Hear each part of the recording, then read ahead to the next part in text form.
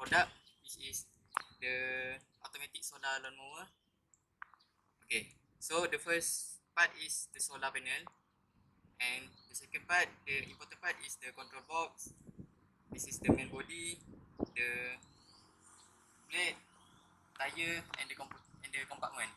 So how it works is the solar panel will change the solar energy to the electric energy.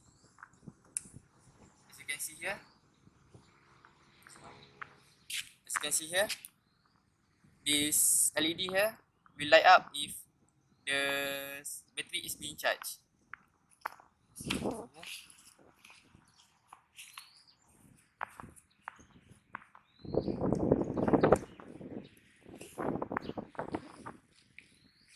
This LED here is light up because it's being charged. Okay, so after the battery is being charged, then the battery will power up the motor to move the whole lawnmower. Okay, so basically how this lawnmower works is you have to open the switch here and it will move.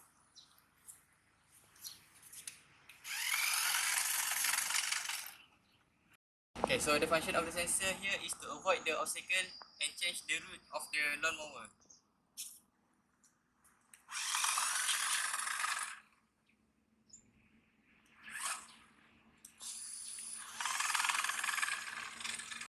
So this is how it works on the field.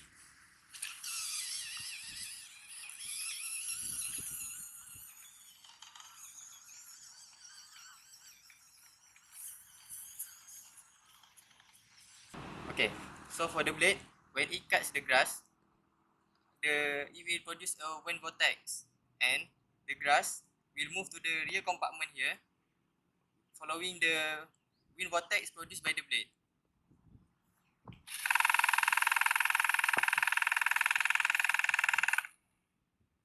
The blade here, it will produce a wind vortex, and the grass that has been cut will move to the rear compartment, following the rear vortex produced by the blade. So this is where the grass that has been cut will be kept. That's all from group 9.